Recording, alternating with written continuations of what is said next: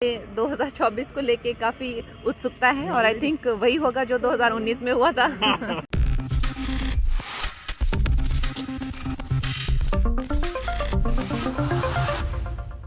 नमस्कार, next 9 news देख रहे हैं आप। आपके साथ मैं हूं मानसी जायसवाल।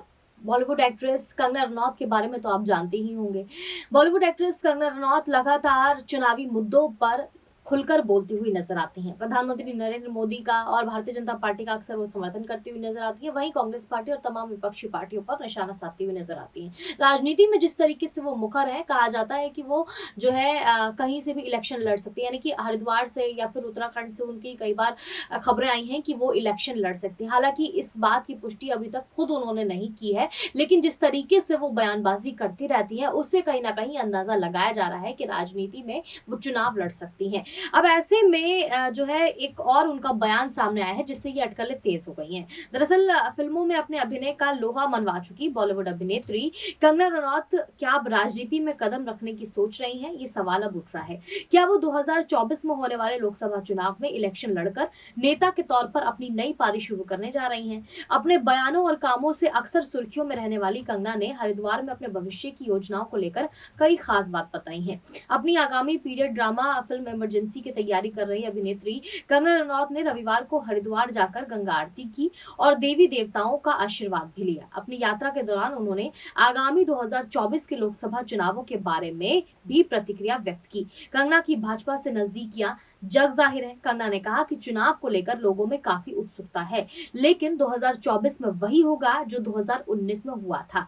2019 के लोकसभा चुनाव में भारतीय जनता पार्टी के नेतृत्व वाले राष्ट्रीय जनतांत्रिक गठबंधन यानी एनडीए ने 353 सीटें जीती थी और सत्ता में वापसी की। रनौत पहले भी कई मौकों पर भविष्य में चुनाव लड़ने के संकेत दे चुकी हैं। ऐसे में जो है वो सियासी अटकलें तेज हो गई हैं। उनकी जो फिल्म है जयललिता, उस पर जो है ये पूरा सियासी ड्रामा देखने को मिल रहा है। कहा जा रहा है कि कंगना रनौत जिस तरीके की बयानबाजी कर रही हैं उससे वो 2024 के लोकसभा चुनाव लड़ने की जो बात है वो लगातार सामने आ रही है। बहरहाल इस मामले पर अभी तक जो पुष्टि है वो कंगना रनौत की तरफ से नहीं की गई है, लेकिन संकेत जो है वो ऐसे ही मिल रहे हैं। फिलहाल हमारी इस खास रिपोर्ट में बस इतना ही। देश और दुनिया की तमाम बड़ी खबरों के लिए देखते रहिए नेक्स्ट 9 न्यूज।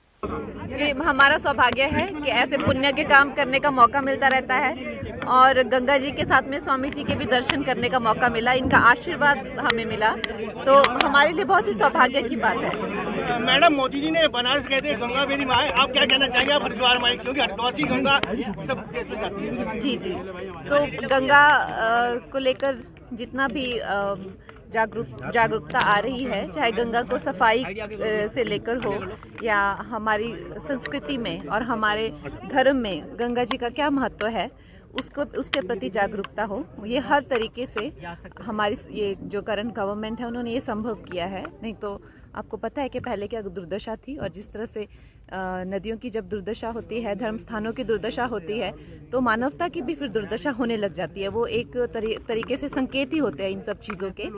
तो अच्छी बात है जय कि मोदी जी जो हैं मानवता के साथ साथ धर्म का भी कल्याण कर रहे हैं। मैडम, इस समय 4 धाम यात्रा शुरू हो गई है, उत्तराखंड के विकास के लिए क्या कहेंगे? आप भी जा रहे हो यात्रा? आप भी जा रहे हैं, उमेश जी के साथ जा रहे हैं आप? उमेश जी मेरे भैया हैं और मुझे बहुत इच्छा थी कि मैं केदारनाथ जी जाऊं और इन्होंने मेरे लिए संभव किया और साथ में ही मुझे स्वामी जी के दर्शन भी करवाए, तो मैं इनकी बहुत आभारी हूँ इस चीज़ को लेके। मैडम, जिसमें मोदी जी जाते हैं केदारनाथ में गुफा में, क्या वहाँ भी जाएंगे दर्शन करने?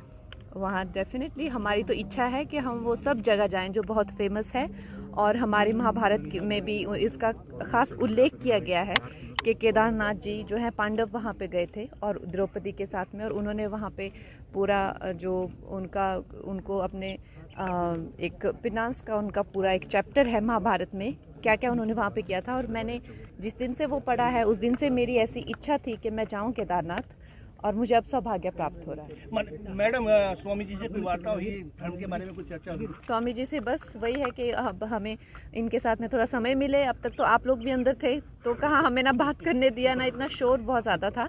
बाकी स्वामी जी के आशीर्वाद के साथ में, जैसे आपने कहा, ये ज्ञान के भी बहुत बड़े एक स्रोत हैं, एक महासागर हैं, और हमारी झोली बहुत छोटी है और समय भी बहुत कम है, लेकिन फिर भी जितना स्वामी जी की कृपा रहेगी उतना हम इनसे हासिल करेंगे। आज आपने भी यहाँ पर गंगा आरती की है और गंगा माँ गंगा से आशीर्वाद लिया है, क्या संदेश आप यहाँ से आज देना चाहेंगे, गंगा को किस तरह स्वच्छ रखा जाए और राजनीति में 2024 में क्या हो?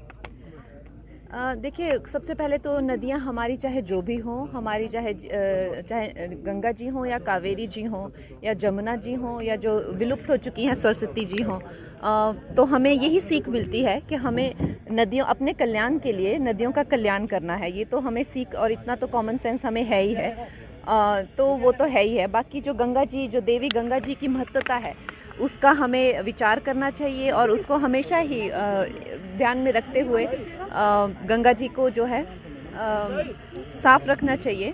और बाकी 2024 में आपने कहा 2024 को लेके काफी उत्सुकता है और आई थिंक वही होगा जो 2019 में हुआ था। मैडम, मुझे उमेश जी यहाँ के विधायक हैं, उनके क्षेत्र में क्या विकास करना चाहती हैं, क्या करना चाहिए? ये यहाँ जहाँ के विधायक उमेश जी हैं, उसके उनके क्षेत्र में हम क्या विकास करेंगे? हम तो यही चाहते हैं कि आगे भी इनकी बहुत उन्नति हो और आप लोग जो हैं इनको और जिम्मेदारियां दें। हम यही चाहते हैं, क्योंकि मुझे लगता है ये और भी जिम्मेदारियां निभा सकते हैं। इनको ये छोटे में मत छोड़िएगा, उनको पूरा आप उस लोकसभा भी दीजिए, उसके बाद और जिम्मेदारी दीजिए इनका।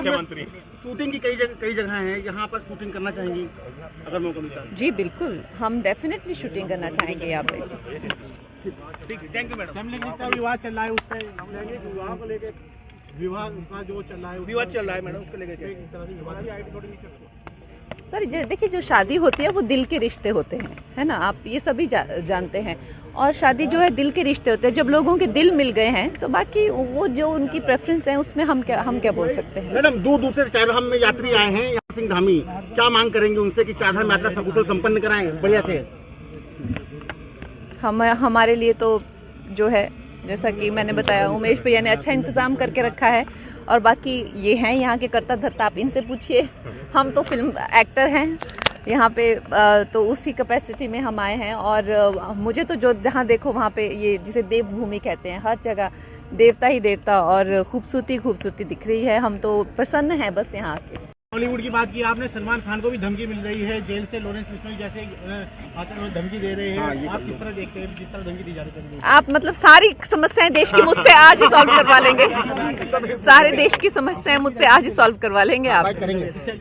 देखिए, जैसा मैंने कहा कि हम कलाकार हैं और बाकी आप देखिए हमारे जो प्रधानमंत्री जी हैं और गृह मंत्री जी हैं वो बड़े बड़े दिग्गज हैं, जो कि सब सलमान जी को सिक्योरिटी मिली हुई है, तो डेफिनेटली सेंटर से उनको सिक्योरिटी मिली हुई है, तो जिनकी रक्षा खुद स्वयं श्री नरेंद्र मोदी जी एंड श्री अमित शाह जी और वो पूरी सेंटर से जो मिली हुई है सिक्योरिटी, तो हम भी इस बात को लेके काफ़ी आश्वासन में हैं कि उनका भी अच्छे से जिस तरह से ख्याल रखा जा रहा है। मुझे भी जब धमकी मिली तो मुझे भी सिक्योरिटी मिली थी, तो जब मैंने कहा देश अच्छे हाथों में है तो हम क्यों चिंता करें? हमारी चिंता करने लायक कोई बात नहीं है।